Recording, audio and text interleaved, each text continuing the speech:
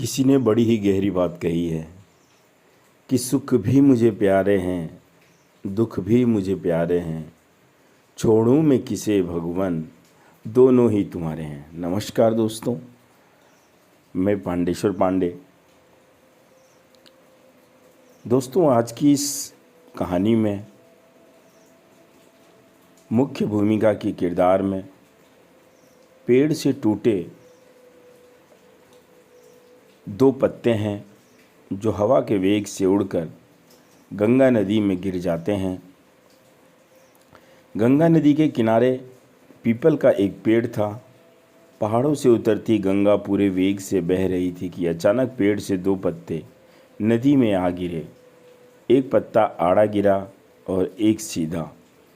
जो आड़ा गिरा वह अड़ गया।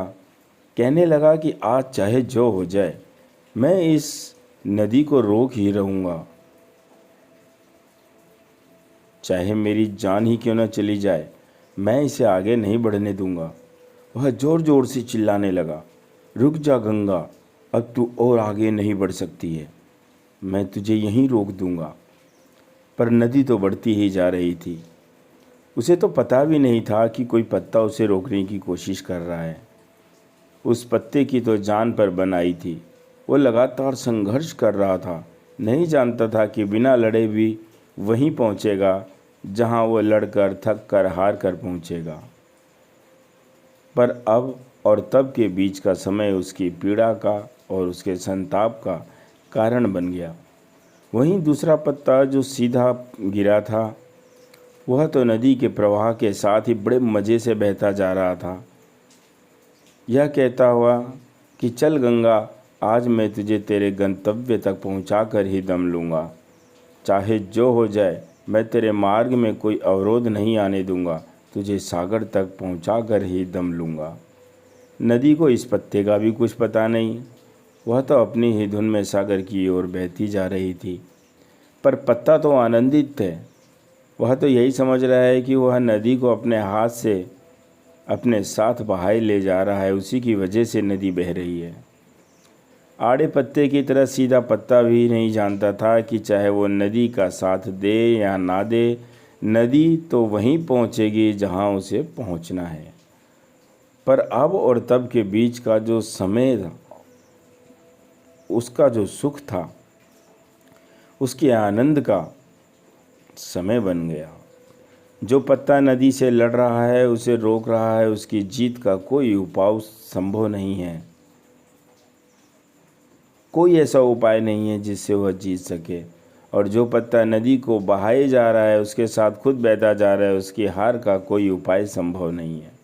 हमारा जीवन भी उस नदी के समान है जिसमें सुख और दुख की तेज़ धाराएं बहती रहती हैं। और जो कोई जीवन की इस धारा को आड़े पत्ते की तरह रोकने का प्रयास करता है तो वह मूर्ख है, क्योंकि ना तो कभी जीवन किसी के लिए रुका है और ना ही रुक सकता है। वह अज्ञान में है जो आड़े पत्ते की तरह जीवन की इस बहती नदी में सुख की धारा को ठहराने या दुख की धारा को जल्दी बहाने की मूर्खतापूर्ण कोशिश करता है।